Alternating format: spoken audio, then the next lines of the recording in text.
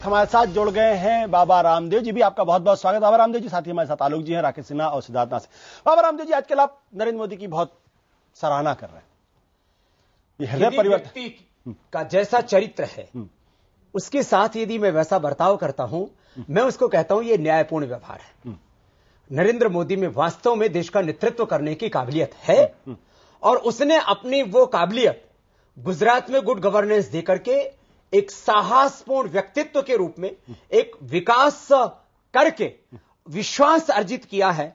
अभावों और संघर्षों के बीच में एक चाय बेचने वाले का लड़का जो जिनको अति पिछड़ी जाति कहा जाता है वहां पैदा होता है। मैं जातिवाद को मानता नहीं हूं, लेकिन वो राजनीति में आज यदि शिखर आरोहण कर रहा है तो आप और हम जैसे साधारण लोगों का भी ये काम है कि कोई असाधारण व्यक्तित्व वाला व्यक्ति आगे बढ़ रहा है तो उसके लिए कम से कम आशीर्वाद देना, शुभकामनाएं करना, उसको प्रोत्साहित करना, क्योंकि देश संकट में है, आपातकालीन जैसी देश में स्थिति बनी हुई है और ऐसे में एक नरेंद्र मोदी ऐसा दबंग व्यक्ति है जो इन बेईमानों को ठिकाने लगा सकता है। आप बड़ी तारीफ कर रहे हैं, लेकिन उनकी ही पार्टी के लोग उनकी तारीफ नहीं कर रहे हैं। मनोहर पार्रिकर जी 2002 के दंगों के दौरान कहते हैं, अगर मैं होता तो संभाल लेता, सुनिश्चित करता दंगा ना होता।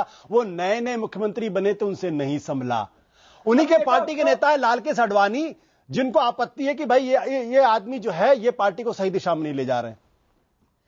देखिए आदरणीय आडवाणी जी से मैं खुद भी मिला हूं, एक बार नहीं अनेक बार मिला हूं। उनकी नाराजगी पता होगी आपको। और उनकी बस एक ही बात है कि कालाधन, भ्रष्टाचार, व्यवस्था परिवर्तन, ये मुद्दे केंद्र में रहने चाहिए। नरेंद्र मोदी को लेकर उनकी नाराजगी तो आपको पता है ना। नहीं, ये जो आपको भी इस बात का पता है, इसलिए मैं कह रहा हूं। मैंने कहा इन मुद्दों को हम केंद्र में रखेंगे और आप बड़े हैं, आप आशीर्वाद दीजिए और मुझे पूरा विश्वास है, मैं IBNP इस बात को कह रहा हूं और ये होगा सच कि आदरणीय आडवाणी जी एक पिता के रूप में उनको आशीर्वाद देंगे। बुजुर्ग हैं और अभी तो नहीं भाई मोदी से जो देश को अपेक्षाएं हैं वो पूरी होगी। अभी तो आशीर्वाद नहीं दे रहे हैं। अभी कहा जा रहा है कि वो बहुत नाराज हैं कि जिस तरीके से नरेंद्र मोदी जी को आगे बढ़ाया जा रहा है उससे वो नाराज हैं।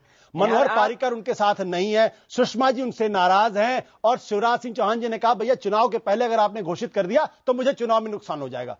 और आप कहते हैं बड़े ओजस्वी हैं। आशुतोष भाई, हम क्यों कहीं घर में राड करवाएं? हम तो बात बनाने की सोचते हैं, हम तो योग बने जोड़ने की बात करते हैं। मतलब डिफरेंसेस है ना। देखो मैं आपको एक बात कर रहा हूं, इसका आदरणीय आडवाणी जी आशीर्वाद देंगे क्योंकि बुजुर्ग हैं। बहन सुषमा जी बहन जैसी है, बहन तो भाइयों का हाथ पकड़ के आगे बढ़ाना चाहती है। आदरणीय शिवराज जी से मेरी मैं कई बार बात कर चुका हूं आदरणीय श्री शिवराज जी से और रमन सिंह जी से। सभी आदरणीय मोदी जी की ताजपोशी से खुश होंगे कि इनको प्रधानमंत्री के तौर पर प्रोजेक्ट किया जाए। वैसे तो देश की जनता प्रधानमंत्री बनाती है और लेकिन पब्लिक सेंटिमेंट से है। मैंने पूरे देश में देखा है मोदी लाओ देश बचाओ के नारे गली गली में लग रहे हैं, गांव गांव में लग रहे हैं। मैं वही तो बात आपसे कहना चाह रहा हूं कि आप इतनी तेजी इतनी मजबूती के साथ उनका समर्थन कर रहे हैं। उनकी पार्टी उतनी मजबूती के साथ उनके साथ खड़ी नहीं हुई है। जो RSS प्रमुख हैं उनके ऊपर आम सहमति बनाने की कोशिश कर रहे हैं। अगर इतने ही गुण हैं, इतने ही ओजस्वी हैं तो पार्टी को उनके साथ होना चाहिए ना। देखो दो बातें इसमें, एक तो कांग्रेस की तरह ये कोई खानदानी पार्टी नहीं है कि एक खानदान की पार्टी तो मानते हैं मतभेद है। दूसरा यह है कि मतभेद ये जाहिर करते हैं कि इसमें अभी लोकतंत्र जिंदा है। मतभेद है ना उनके नाम पर। अरे थोड़े बहुत मतभेद रहने ही चाहिए। नहीं है ना बाकी आडवाणी जी गोवा सम्मेलन हुआ, वो वहां गए नहीं, उन्होंने बाकायदा इस्तीफा दे दिया पदों से। अच्छा आज मैंने क्या कहा? आडवाणी जी का मोदी नहीं तो बीजेपी मंजूर नहीं, ये बोला ना मैंने। तो अब आप प्रतीक्षा की घड़ी खत्म होने वाली है, फिर हम और आप दोनों अलग अलग बोलेंगे, क्या दिक्कत है? क्यों बोलेंगे? लेकिन ऐसा शायद नहीं आएगा। बीजेपी अंधी नहीं है, बहरी नहीं है, उसको दिखता है। क्यों समर्थन दे रहे हैं? मैं मोदी का इसलिए समर्थन करता हूं कि मोदी कालाधन, भ्रष्टाचार और व्यवस्था परिवर्तन के हमारे मुद्दों पर पूरी तरह से सहमत हैं। यद्यपि हमने कांग्रेस से धोखा खाया, उन्होंने भी हमको कहा था कि बाबा जी आपके मुद्दे राष्ट्रहित के, जनहित के हैं, लेकिन अब नरेंद्र मोदी पर मुझे ऐसा लगता है कि एक बार उनको मौका देना चाहिए, भरोसा करना चाहिए। वो व्यक्ति ऐसे हैं कि शायद वो 70 से 80% डिलीवर करेंगे। तो रामदेव जी, आपके पास सांसद नहीं, आपके पास विधायक नहीं, आपके पास पॉलिटिकल पार्टी नहीं, और आप ऐसे समर्थन दे रहे हैं जैसे कि आपके समर्थन से सरकार बना लेंगे। हमारे पास में इस देश के करोड़ों लोगों का प्यार है और मैंने कहा पब्लिक सेंटिमेंट से पॉलिटिक्स चलती है। मैंने यदि देश के करोड़ों लोगों के दिल को टटोला है और उनके भीतर हमने एक अपेक्षा जगाई है और उस अपेक्षा को पूरा करते हैं, तो आज हमारे पास में कुछ भी नहीं है, लेकिन हम जो है बहुत से MPs बना सकते हैं, बनवा सकते हैं। इस देश के लोगों का जो विश्वास भरोसा हम पर है, उस भरोसे को हम उस दिशा में मोड़ सकते हैं। आप तो सन्यासी हैं, मैं कह सकता हूं। शंका है कोई? पूछ लो। आप तो पूछ रहा हूं। सन्यासी हूं, प्रामाणिक तौर पर सन्यासी हूं। आसाराम जैसे तो नहीं है ना, माफ करिएगा मैं इन शब्दों का इस्तेमाल कर रहा हूं, क्योंकि आजकल जिसको भी लोग गेरुआ वस्त्र में देखते हैं, ऐसा है कुछ ऐसे बाबा लोग आ गए, उनको देखकर लोगों को शक होता है। ऐसा देखो आशुतोष भाई, पत्रकारों में क्या गिरावट नहीं हुई है? राज सत्ता में, धर्म सत्ता में, समाज के हर वर्ग में, यहां तक कि जो है ऐसे भी बाप हैं जो अपनी बेटी के साथ मुंह काला कर लेते हैं। तो इसलिए गिरावट की बात छोड़िए आप। और भारत की साधु संत महात्माओं ऋषि मुनियों की इतनी उदात्त परंपरा रही है, उसमें ऐसे दौर कई बार हमने देखे हैं। हमें कोई इस बात की परवाह नहीं है। हिंदुस्तान के लोगों को धर्म के ऊपर जरूर भरोसा रखना चाहिए, धर्मांधता पर नहीं। ढोंग, आडंबर, पाखंड, अंधविश्वास, तंत्र, यंत्र, मंत्र, फलित, ज्योतिष, वास्तु, तमाम तरह के इन अंधविश्वासों से बाहर निकल करके विवेक की आंखों से देखना पड़ेगा धर्म को, और आगे बढ़ना पड़ेगा। मुझे कोई परवाह नहीं है, लेकिन मैं मीडिया से एक बात तो जरूर कहूंगा कि एक साधु के ऊपर यदि गंभीर जो है यौन अपराध के दोष आरोप लगे हैं, उस बात को सब साधुओं के साथ कॉमन करके ना देखा। बट एक चीज और है ना कि सारे लोग, किसी संत समाज ने खड़े होकर इनको कंडेम नहीं किया, उसको सीधे कह दिया जाता है कि ये हिंदू परंपरा, हिंदू धर्म पर हमला है। देखिए मैंने कभी नहीं, अब ये नहीं, मैं आपकी बात नहीं कर, मैं कह रहा हूं, मैंने कहा आपने तमाम साधु समाजों को इकट्ठा किया होता, बोला ये गलत है, ऐसे लोगों को समाज से बहिष्कार करिए, इनको साधु होने का हक नहीं है, और ये हिंदू धर्म पर हमला नहीं है, ये हिंदू धर्म पे कलंक है। ये आप लोगों में से कोई नहीं मैंने हिंदू धर्म की बात में यहां नहीं कहूंगा। हमारी एक बहुत बड़ी सनातन परंपरा है, और उस ऋषि परंपरा पर, देव संस्कृति पर, वैदिक परंपरा पर मुझे विश्वास है। लेकिन दूसरा जहां तक प्रश्न है, मैं ना पक्ष में हूं अभी ना प्रतिपक्ष में, मैं अभी निष्पक्ष रहना चाहता हूं। कानून और न्याय को अपना काम करने देना चाहिए। मैं और आप जज तो है नहीं, लेकिन हमको, जहां तक आपने ये प्रश्न कहा, ये अभी इस प्रश्न में थोड़ा सा विलंब इसलिए हो जाता है कि हमने पिछले दिनों शंकराचार्य जी के ऊपर देखा जी। आदरणीय जयेंद्र सरस्वती जी, मैं उनको बहुत करीबी से जानता हूं, वो इतने निहायत शरीफ आदमी, उनके ऊपर हत्या के और रेप के आरोप लगाए गए, लेकिन वो बेकसूर थे, जेल में रहना पड़ा उनको। इसलिए कहते हैं ना, दूध का जलावा छाछ को भी फूंक मार के पीता। यही बात है ना, कानून ने अभी उनको निर्दोष साबित नहीं किया है, और आपने अभी से उनको निर्दोष बेकसूर बना दिया। अगर गलत नहीं, अभी मुकदमा चल रहा है, अभी मैंने नहीं कहा कि निर्दोष है। आपने कहा ना वो बेकसूर है। कौन को? किसको? आपने कहा, आप गलत समझे। सरस्वती जी को बड़े करीब से जानते हैं। मैं जयेंद्र सरस्वती जी को ही कह रहा हूं। हाँ, मैं वही कह रहा हूं, जयेंद्र सरस्वती जी को। लेकिन जयेंद्र सरस्वती जी के बारे में मेरा जो अवधारणा है, वो काफी हद तक कोर्ट में भी उन चीजों को जीत चुके हैं, थोड़ा बहुत कहीं बाकी हो उसमें भी जीत जाएंगे। आप जयेंद्र सरस्वती जी के बारे में मैं प्रामाणिकता से कह सकता हूं। बट आसाराम बाबू जी के बारे में कुछ भी नहीं कह रहा हूं। मैं आसाराम के बारे में मैंने एक बात कही थी कि साधुओं के लिए एक आचार संहिता होनी चाहिए, और अलग अलग परंपराओं में वो आचार संहिता है। उनके धर्माचार्यों को अपने अपने जो मतपंथ संप्रदाय परंपराएं हैं, उनको सख्ती से उसको लागू करना चाहिए, नहीं तो इससे अपनी परंपरा पर डेंट लगता है। आलोक जी, जो सवाल यहां पे खड़ा हुआ है, मैंने बाबा रामदेव जी से जो सवाल पूछे हैं, अक्सर यह कह दिया जाता है कि अगर किसी बाबा को गेरुआ वस्त्र पहने हुए अगर उन पे जरा सा भी आरोप लगते हैं तो कहा जाता है हिंदू धर्म पर हमला है, यह एक षड्यंत्र है, यह कहा जाता है।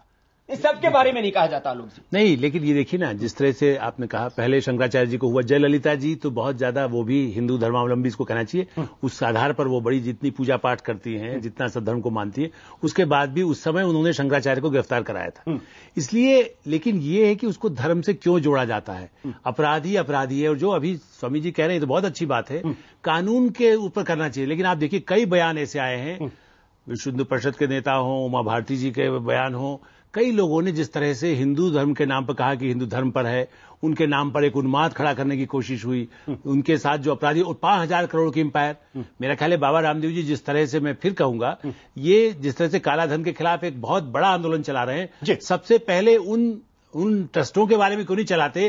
5,000 करोड़ आसाराम की संपत्ति है, आधी अवैधानिक है, चाहे कांग्रेस दिग्विजय सिंह ने दिलाई है जमीन, इंदौर की जमीन, कल भी आपके चैनल या दूसरे ने भी दिखाया है कि किस तरह से यदि कांग्रेस ने भी दिलाई है तो वो यदि गलत है, वो कोई टैक्स नहीं देते।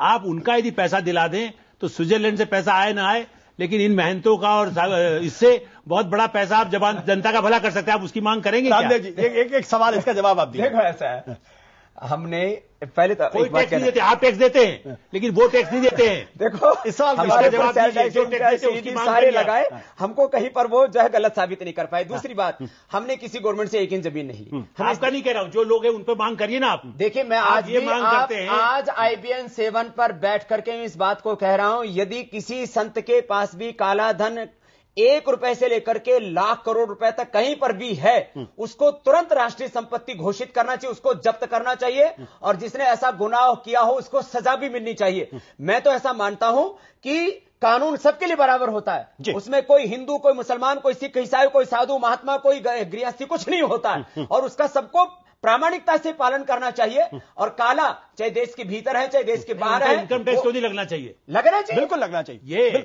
ये डिमांड करिए ना आप, उनको इनकम टैक्स देते ही नहीं है, 10 रुपया भी नहीं मुझे देते। तालुक जी, रामदेव जी ने बड़ी अच्छी बात कही, बहुत अच्छी बात कही है, किसी के पास एक पैसा भी है तो जब्त होना चाहिए। राकेश जी, आखिरी सवाल, जो मैंने अभी कहा ना कि ये हिंदू धर्म पे हमले की बात क्यों मान लेते? जयंत सरस्वती का मामला ठीक है, वो एक बहुत बड़े धर्माचार्य हैं, लेकिन अगर कहीं आरोप लगा है, अगर कहीं मुकदमा चल रहा है, तो कानून को अपना काम करने देना चाहिए।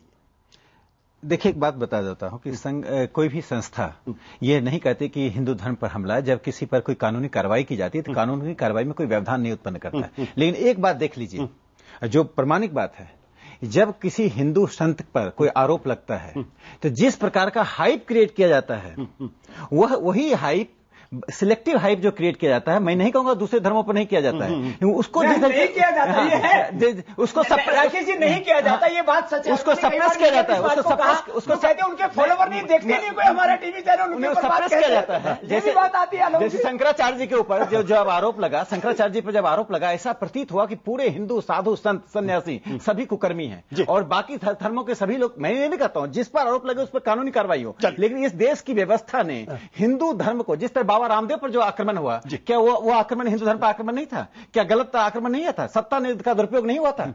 इसलिए मैं मानता हूं कि जब ऐसी स्थिति होती है तो लोगों को शंका होती है कहीं षड्यंत्र के तहत, कहीं कोई षड्यंत्र के तहत नहीं है। लेकिन महत्वपूर्ण बात यह कि जिस तरीके से आज बाबा रामदेव ने कहा कि अगर कोई एक संत अगर उसके ऊपर गंभीर आरोप लगते हैं तो वो उनके साथ नहीं खड़े हैं, और अगर काला धन का इस्तेमाल करते हैं तो वो जब्त होनी चाहिए। मुझे लगता है महत्वपूर्ण। और एक बात ये भी कही कि एक आचार संहिता बननी चाहिए। मुझे लगता है बहुत सारे लोग इस बात को देख रहे होंगे, इसको समझने की कोशिश कर रहे होंगे।